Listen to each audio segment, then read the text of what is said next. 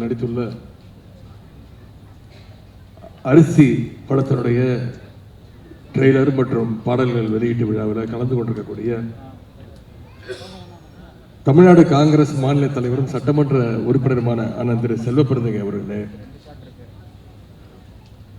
எனக்கு முன்பு வாழ்த்துறை வழங்கிய மறுமலர்ச்சி திராவிட முன்னேற்ற கழகத்துடைய பொதுச் செயலாளர் அண்ணன் வைகோ அவர்களே,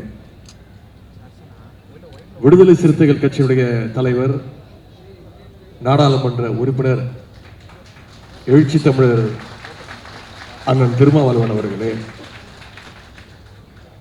இந்திய கம்யூனிஸ்ட் கட்சியினுடைய மாநில செயலாளர் அண்ணன் வீரபாண்டியன் அவர்களே, இந்திய யூனியன் முஸ்லிம் லீக் தலைவர் பேராசிரியர் ஐயா காதர் மொய்தீன் அவர்களே, மனிதநேய மக்கள் கட்சியினுடைய அமைப்பு செயலாளர் அண்ணன் புதுமடம் அலீம் அவர்களே, சிபிஐ எம்எல் மாநில செயலாளர் அண்ணன் பழ ஆசை தம்பி அவர்களே, நாடாளுமன்ற உறுப்பினர் அண்ணன் செல்வராஜ் அவர்களே, இயக்குனர் நடிகர் அண்ணன் சமுத்திரகனி அவர்களே, விடுதலை சிறுத்தைகள் கட்சியினுடைய சிபிஎம் இயக்கத்தைச் சேர்ந்த அண்ணன் திரு சண்முகம் அவர்களே, விடுதலை சிறுத்தைகள் கட்சியினுடைய துணை பொதுச் செயலாளர் அண்ணன் வன்னியரசு அவர்களே, சட்டமன்ற உறுப்பினர்கள் அண்ணன் எஸ் பாலாஜி அவர்களே, அண்ணன் மாரிமுத்து அவர்களே, அண்ணன் ரூபி மனோகரன் அவர்களே, அண்ணன் கனகராஜ் அவர்களே, சகோதரர் திருமுருகன் காந்தி அவர்களே, மருத்துவர் ஷர்மிளா அவர்களே,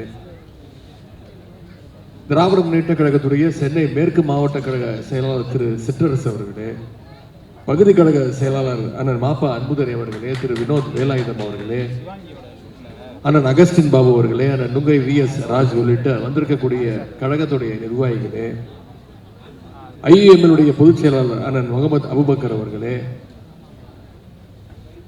மருத்துவர் அண்ணன் ரவீந்திரநாத் அவர்களே, சகோதரி சாந்தி உள்ளிட்ட நிகழ்ச்சியில் கலந்து கொண்டிருக்கக்கூடிய அனைத்து தோழர்களே, தயாரிப்பாளர் திரு சண்முகம் அவர்களே, அரிசி படத்தினுடைய இயக்குனர் திரு சகோதரர் விஜயகுமார் மற்றும் திரைப்படத்தில் நடித்துள்ள அனைத்து நடிகர் நடிகைகளே, தொழில்நுட்ப கலைஞர்களே, இயக்குனர் திரு RK செல்வமணி உள்ளிட்ட அனைத்து திரைப்பட சங்கங்களைச் சேர்ந்த நிர்வாகிகளே, இங்க வந்திருக்கக்கூடிய திரையுலக ஆர்வலர்களே, தோழமை கட்சியை சேர்ந்த நிர்வாகிகளே, அனைவருக்கும் முதல் என்னுடைய காலை வணக்கத்தை தெரிவித்துக் கொள்கின்றேன். இன்றைக்கு நம்முடைய அண்ணன் முத்தரசன் அவர்கள் நடித்துள்ள திரைப்படத்தினுடைய ட்ரெய்லர் லான்ச் நிகழ்ச்சி, ஆடியோ லான்ச் நிகழ்ச்சியில் கலந்து கொண்டு உங்களை எல்லாம் சந்திப்பதில் மிகுந்த மகிழ்ச்சி அடைகின்றேன். முதல்ல இந்த திரைக்குழுவினருக்கு நம்முடைய பாராட்டுக்களை நான் தெரிவிச்சுக்கிறேன். ஏன்னா பொதுவாக இந்த மாதிரி ட்ரெய்லர் லான்ச்சஸ், ஆடியோ லான்ச் நிகழ்ச்சிகள்லாம் மிக பிரம்மாண்டமாக அதாவது ஒரு ஸ்டார் ஹோட்டலில் நடத்துவாங்க, அப்படின்னா ஒரு மிகப்பெரிய ஒரு திரையரங்கத்தில் நடத்துவாங்க. ஆனால் அரிசி படக்குழுவினர் இந்த நிகழ்ச்சி இவ்வளவு சிறப்பாக கலைஞர் கட்டிய இந்த வள்ளுவர் கோட்டத்தில் நடத்தியிருக்கிறாங்க. அதற்கு முதல்ல என்னுடைய பாராட்டுகளையும் என்னுடைய வாழ்த்துக்களையும் நான் தெரிவிச்சுக்கிறேன்.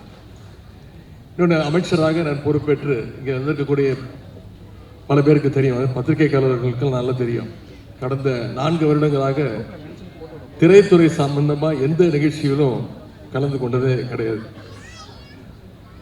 யார் எந்த நிகழ்ச்சி அழைச்சாலும் சொல்லிடுவேன், இல்லைங்க நான் கலந்துக்கிறது கிடையாது அப்படின்னு சொல்லிடுவேன். ஆனால் அண்ணன் முத்தரசன் அவர்கள் அழைக்கும் பொழுது என்னால் தட்டி கழிக்க முடியல. நீங்கள் தேதியை சொல்லுங்கன்னு நான் வந்துடுறேன் அப்படின்னேன். அப்புறம் நேரம் கேட்டார். நான் சொன்ன நேரத்தையும் நீங்களே சொல்லுங்கண்ணே, நான் நிச்சயம் வந்துடுறேன் அப்படின்னு அவரால் அழைக்கப்பட்டு இழுத்து வரப்பட்டு இந்த நிகழ்ச்சிக்கு நான் வந்திருக்கின்றேன். நேற்றைக்கு அரசு நிகழ்ச்சி நடந்தது. தமிழ்நாடு அரசு சார்பாக திரைப்பட விருதுகள் பல வருடங்களாக கொடுக்காம இருந்து, சென்ற அதிமுக ஆட்சியில் 10 வருடங்கள் கொடுக்கப்படாமல் நம்முடைய முதலமைச்சருக்காக ஒரு குழு அமைச்சு 2015 2022 ஆண்டு வரைக்கும் திரைப்பட விருதுகளை நான் கொடுப்பதற்கான அந்த வாய்ப்பு கிடைச்சது. நான் திரைத்துறையிலிருந்து வெளியில் வந்து இன்னைக்கு மக்கள் பணி ஆற்றிக்கொண்டிருக்கின்றேன். ஆனால் இன்னைக்கு நம்முடைய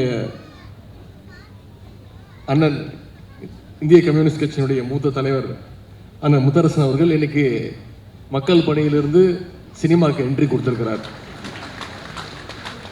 சினிமா துறைக்கு வந்திருந்தாலும் இந்த படம் எவ்வளவு பெரிய வெற்றியை பெற்றாலும் நிச்சயம் மக்கள் பணிதான் அவருக்கு முதல்ல இம்பார்ட்டன்ஸ் கொடுப்பாரு. அதில் யாருக்கும் எந்த சந்தேகம் வேண்டாம். அவர் சினிமாவோட உச்சத்துக்கு போனாலும் கெரியருடைய உச்சத்துக்கு போனாலும் அவர் எப்பவுமே விரும்புவது மக்களோடு மக்களாக இருப்பது என்பதை தமிழ்நாட்டு மக்கள் அனைவருக்கும் நன்றாக தெரியும். அரசியலிருந்து சினிமாவுக்கு வந்திருக்கக்கூடிய அண்ணன் முத்தரசன் அவர்களுக்கு நானும் சில காலம் திரைத்துறையில் இருந்தவன், முன்னாள் திரைத்துறையில் இருந்தவன் அப்படிங்கிற வகையில் என்னுடைய வாழ்த்துக்களை நான் தெரிவித்துக் கொள்கின்றேன். மக்களுக்காக பல ஆண்டுகள் களப்போராளியாக உழைத்தவர் தான் அண்ணன் முத்தரசன் அவர்கள். இப்போ திரையிலும் மக்களுடைய உரிமைகளை அந்த உரிமையோடு பேச வந்திருக்கின்றார். அதுவும் இந்த படத்தில் குறிப்பாக சிறப்பாக விவசாயியாக அவர் நடித்திருக்கின்றார். அவர் அந்த போஸ்டர், இந்த ட்ரெய்லர், பாடல்களை எல்லாம் பார்க்கும் பொழுது இயல்பிலேயே ஒரு விவசாயிங்கிறதுனால விவசாயியாக நடித்திருக்கிறார் என்று சொல்வதை விட ஒரு விவசாயியாக அவர் வாழ்ந்திருக்கிறார் என்று சொன்னால் அது நிச்சயம் அது உங்களால் ஏற்றுக்கொள்ள முடியும். ஆனால் முத்தரசன் மட்டுமல்ல, இங்கே அண்ணன் சமுத்திரக்கனி அவர்களும் கம்யூனிஸ்ட் கொள்கைகளை உணர்ந்தவர், அதை தொடர்ந்து பேசக்கூடியவர். விவசாயிகளுடைய உரிமைக்காக கம்யூனிஸ்டுகள் களத்தில் இறங்கினா நிச்சயம் அதில் எப்பவுமே வெற்றி பெற்றிருக்கிறாங்க. இந்த முறையும் வெற்றி பெறுவாங்க. இந்த படமும் அதே போல நிச்சயமாக ஒரு வெற்றி படமாக அமையும். இந்த படத்தினுடைய தலைப்பு அரிசி உயிரின் மறுபெயர் அப்படின்னு வச்சிருக்கிறாங்க. இந்த அரிசிக்காக ஒரு காலத்தில் மக்கள் எவ்வளவு கஷ்டப்பட்டாங்க. பண்ணையாளர்கிட்ட வாழ்க்கை முழுக்க அடிமையெல்லாம் இருந்தாங்க. காலமெல்லாம் வயல்லையே வேலை பார்த்தாலும் அவங்களுக்கு ஒரு நேர சாப்பாட்டுக்கு கூட வழி இல்லாமல் இருந்துச்சு. அப்படிப்பட்ட விவசாய தொழிலாளருடைய உரிமைக்காக களத்தில் இறங்கி கம்யூனிஸ்டுகள் இதுவரைக்கும் எத்தனையோ போராட்டங்களை நடத்தி இருக்கிறாங்க. அதில் வெற்றியும் கண்டிருக்கிறாங்க.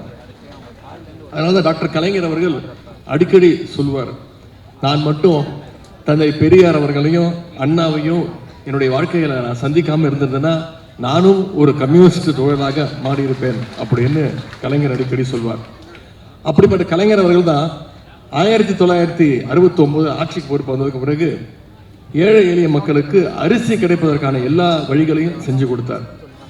ஒருபடி அரிசிக்காக யாரும் இன்னொருத்தர் வீட்டு வாசல்ல போய் நீ காத்து நிற்கக்கூடாதுன்னு அந்த நிலைமையை தமிழ்நாட்டில் ஏற்படுத்தியவர் டாக்டர் கலைஞர் அவர்கள். இன்னும் சொல்லணும்னா 2006 சட்டமன்ற தேர்தல் பொழுது கலைஞர் அவர்கள் ஒரு தேர்தல் வாக்குறுதி கொடுத்தார். 2 ரூபாய்க்கு 1 கிலோன்னு முதல்ல அறிவிச்சவர் அவர் தான். அது அந்த காலத்தில் மக்கள்கிட்ட மிகப்பெரிய ஒரு வரவேற்பை பெற்றுச்சு. ஏன்னா அந்த காலத்தில் பல குடும்பங்களுக்கு அரிசி சோறுங்கிறது மிகப்பெரிய ஒரு கனவாக இருந்துச்சு. அந்த கனவை நினைவாக்கியவர் டாக்டர் கலைஞர் அவர்கள். பின்னாடி அந்த 2 ரூபாயை 1 ரூபாயாவும் அவர் குறைச்சாரு.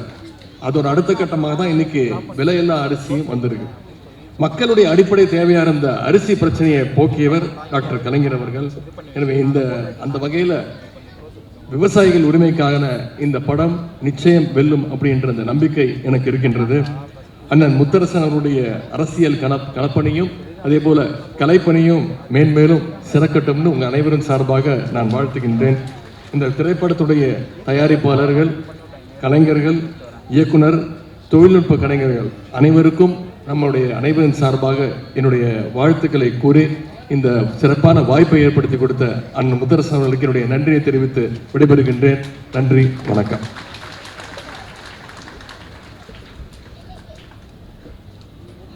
இறைவனுக்கு நன்றி. ரொம்ப மகிழ்ச்சியான ஒரு தருணம்.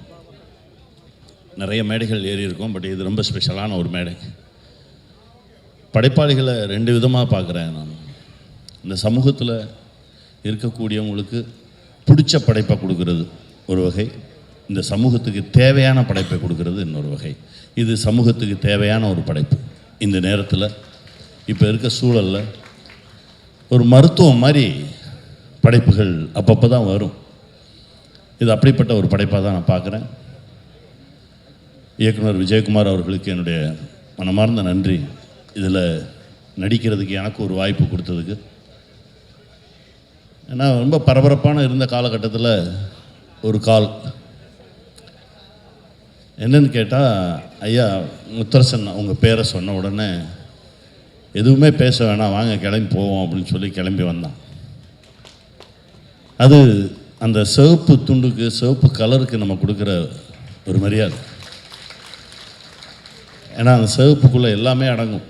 அது பேரன்பு இருக்கும், பெருங்கருணை இருக்கும், பெருங்கோபம் இருக்கும், மக்களுக்கான ஒரு அர்ப்பணிப்பு இருக்கும்.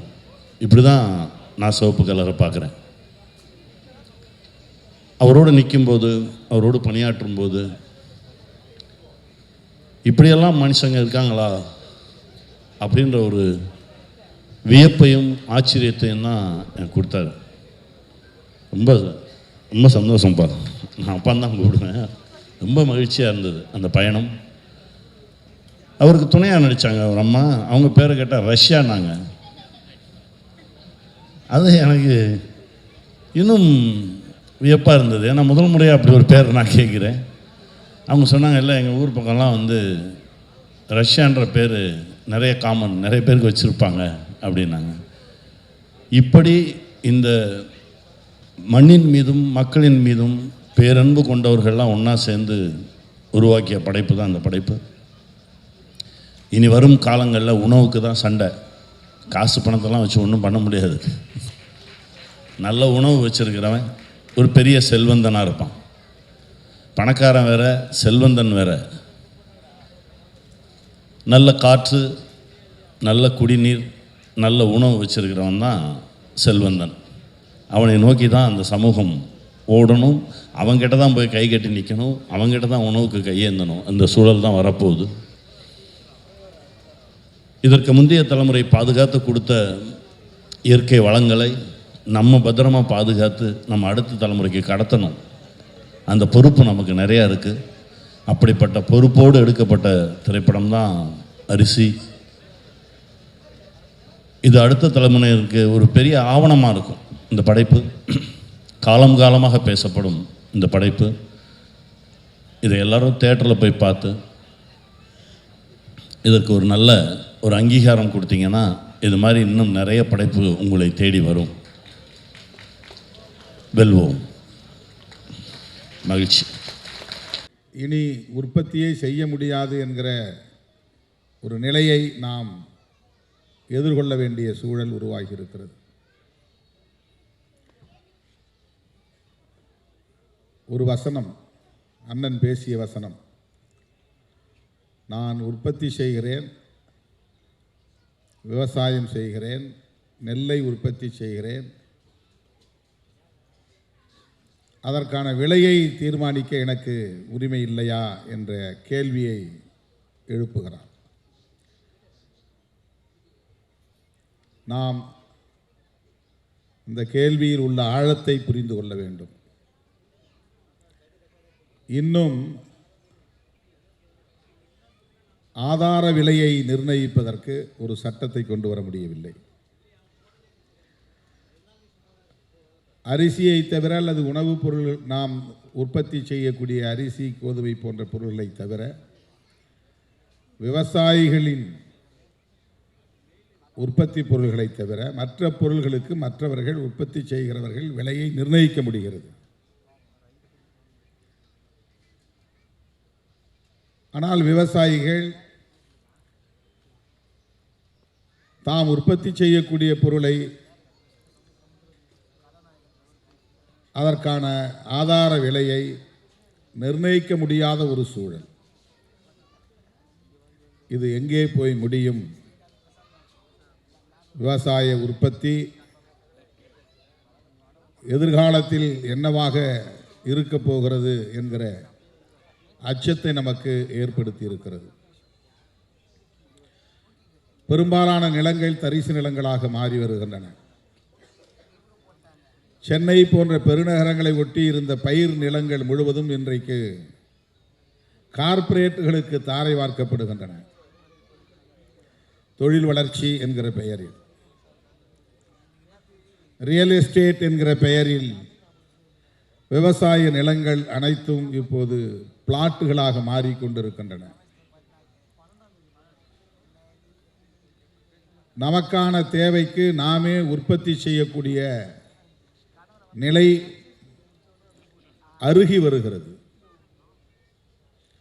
ஒரு காலத்தில் நமக்கான காய்கறிகளை நம்மூர் சந்தையில், உள்ளூர் சந்தையில் நம்மால் பெற முடிந்தது.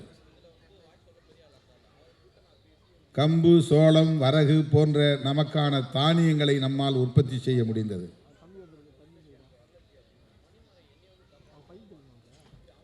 இன்றைக்கு அந்த விவசாயம் இருக்கிறதா என்றால் இல்லை.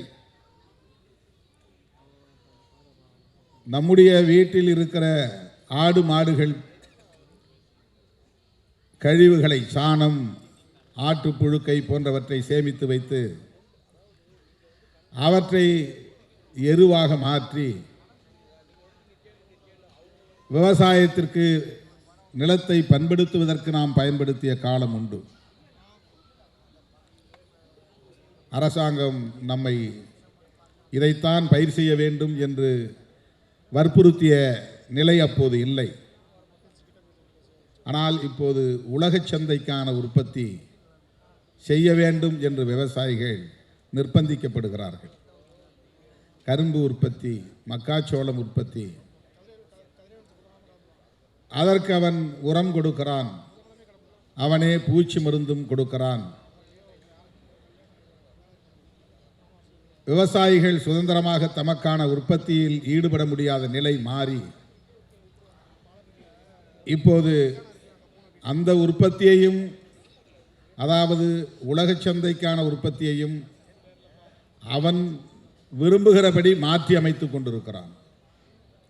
அதிலும் இப்போது விவசாயிகளுக்கான சுதந்திரம் இல்லை. நிலங்கள் பறிபோய் கொண்டிருக்கின்றன. கோடிக்கணக்கான மக்கள் நிலமற்ற விவசாய கூலி தொழிலாளர்களாக இருக்கிறார்கள். விவசாயிகள் வேறு, விவசாய கூலி தொழிலாளர்கள் வேறு. விவசாய கூலிகளுக்கு நிலம் வேண்டும் என்று போராடிய காலம் போய் இப்போது விவசாயத்திற்கே நிலமில்லாத சூழல் ஏற்பட்டு கொண்டிருக்கிறது என்கிற ஆபத்து நம்மை சூழ்ந்திருக்கிறது. இந்த நிலையில்தான் நெல் உற்பத்தி, அரிசி போன்றவற்றை குறித்து நாம் இங்கே பேசிக் கொண்டிருக்கிறோம்.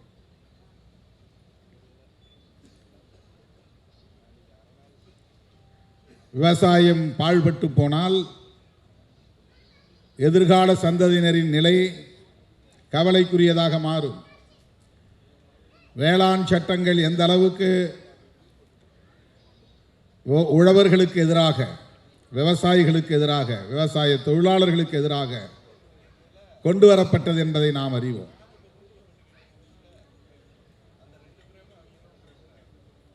டெல்லியை சுற்றியுள்ள மாநிலங்களை சார்ந்த விவசாய பெருங்குடி மக்கள், குறிப்பாக இடதுசாரி அரசியலால் ஈர்க்க பெற்ற விவசாய இயக்கங்கள் தான் உறுதியாக நின்று போராடின.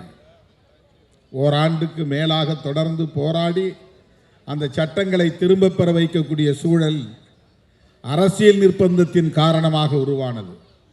பஞ்சாப், ஹரியானா போன்ற மாநிலங்களுக்கு அப்போது சட்டமன்ற பொது தேர்தல் வராமல் இருந்திருந்தால் கூட இந்த சட்டங்களை அவர்கள் திரும்ப பெற்றிருக்க மாட்டார்கள். ஆனால்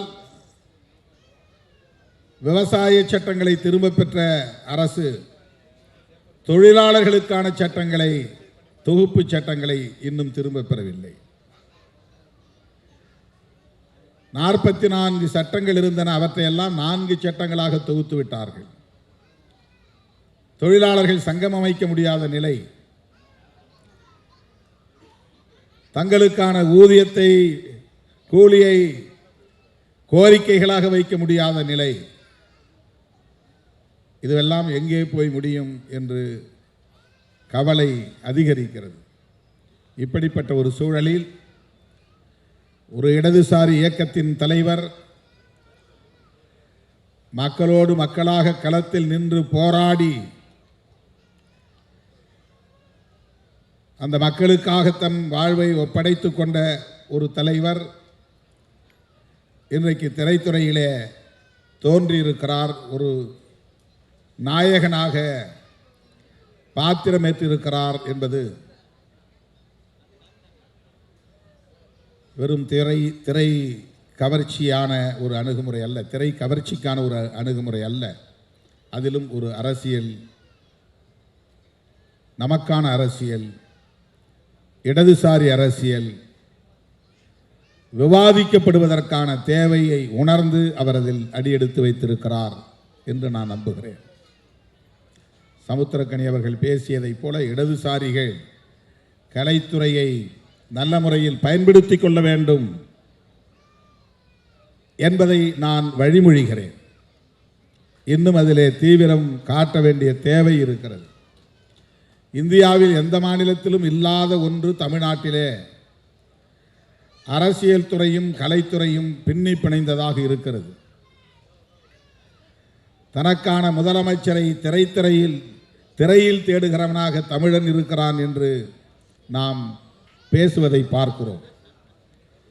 இங்கே கருத்தியலுக்கு, போராட்டங்களுக்கு, தியாகங்களுக்கு, முற்போக்கு சிந்தனைகளுக்கு தரப்படுகிற முக்கியத்துவத்தை விட இத்தனை கோடி வருமானம் வரும் அந்த வருமானத்தையும் விட்டுவிட்டு அரசியலுக்கு வந்திருக்கிறார் எங்கள் தலைவர் என்று சொல்லக்கூடிய நிலை தமிழகத்திலே இருக்கிறது. திரைப்படத்துறையிலே வருமானத்தை விட்டுவிட்டு அரசியலுக்கு வந்து விட்டார்.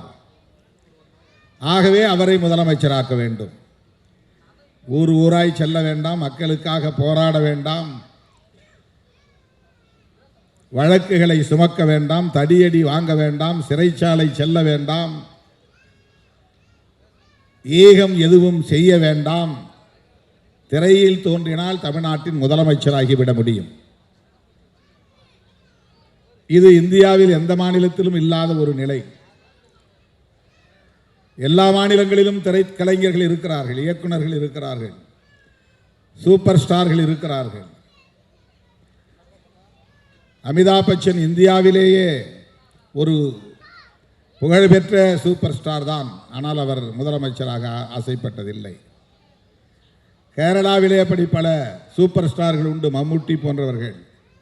அவர்கள் முதலமைச்சராக ஆசைப்பட்டதில்லை. ஆந்திராவிலும் உண்டு, கர்நாடகாவிலும் உண்டு. ஆனால் இந்தியாவில் மட்டும்தான் ஒரு படத்தில் நடித்தால் போதும் அடுத்து முதலமைச்சராகலாம் என்கிற நிலை. ஜனநாயகத்தில் எல்லோருக்கும் அந்த உரிமை உண்டு, நாம் அதை மறுக்கவில்லை. ஆனால் இந்த சிந்தனை போக்கு இருக்கிறதே, இந்த உளவியல் இருக்கிறதே, இந்த திரைத்துறை தமிழக அரசியல் களத்தில் ஏற்படுத்தி இருக்கிற தாக்கம் இருக்கிறதே, அது ஒரு பிற்போக்கானதாக இருக்கிறது என்கிற கவலையில் இருந்துதான் சமுத்திரக்கனி அவர்கள் இங்கே இடதுசாரிகள் கலைத்துறையில் இன்னும் தீவிரமாக ஈடுபட வேண்டும் என்பதை முன்மொழிந்திருக்கிறார் என்று நான் நம்புகிறேன். பல தோழர்கள் இன்றைக்கு இடதுசாரி சிந்தனை உள்ளவர்கள் திரைத்துறையில் இருக்கிறார்கள். அவர்கள் கம்யூனிஸ்ட் கட்சிகளில் இல்லாமல் இருக்கலாம், சிபிஐ சிபிஎம் போன்ற கட்சிகளை சார்ந்தவர்களாக இல்லாமல் இருக்கலாம்.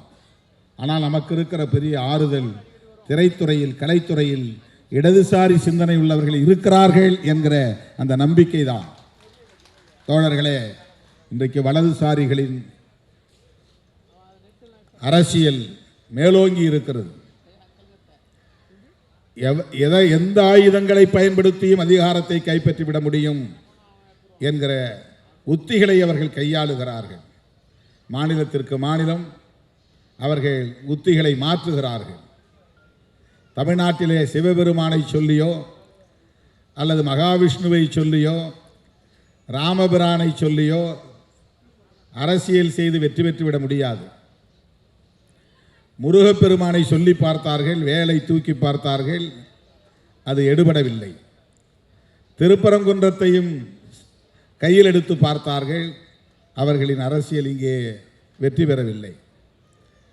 ஆகவே திரைத்துறையை சார்ந்தவர்களை வளைத்து போட்டு அதன் மூலம் ஆட்சி மாற்றத்தை ஏற்படுத்தி, எப்படி டெல்லியிலே ஷீலா தீட்சித்தை மாற்றி கெஜ்ரிவால் அவர்களை அமர வைத்து பிறகு அவரையும் தூக்கி எறிந்துவிட்டு அன்றைக்கு அவர்கள் கனவை நனவாக்கி கொண்டிருக்கிறார்களோ, அதை போல தமிழகத்திலும் அவர்கள் ஒரு உத்தியை கையாள பார்க்கிறார்கள்.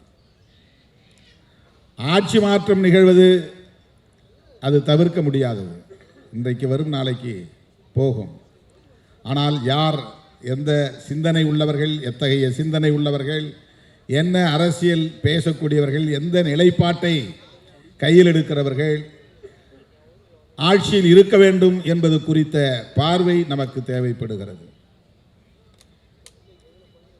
வலதுசாரிகளின் கை நாளுக்கு நாள் வலுப்பெற்று வருவது ஒட்டுமொத்த தேசத்திற்கே தீங்கு விளைவிப்பதாகும்.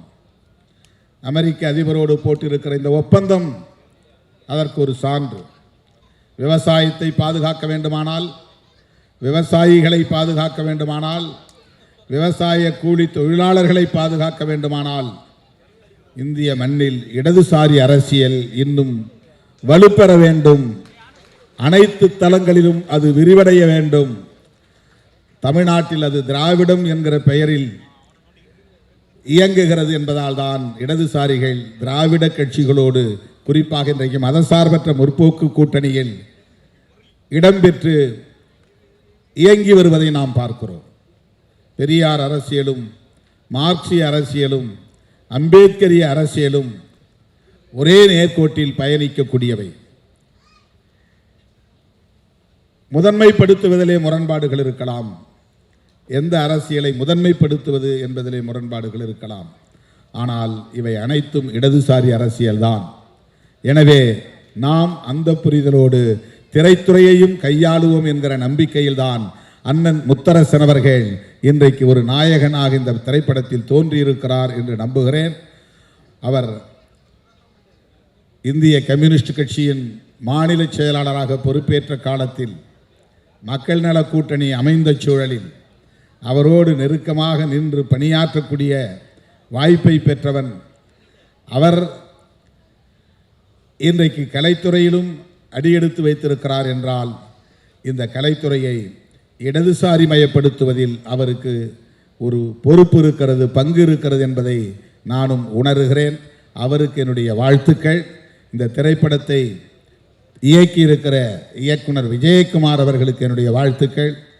நாடறிந்த புகழ்பெற்ற திரைக்கலைஞர் சமுத்திரக்கனி அவர்களுக்கும் என்னுடைய நெஞ்சார்ந்த வாழ்த்துக்கள். இந்த திரைப்படம் மக்களின் ஏகோபித்த ஆதரவை பெற்று வெற்றி பெற வேண்டும் என்று வாழ்த்தி வாய்ப்புக்கு நன்றி கூறி முடிக்கிறேன். நன்றி, வணக்கம்.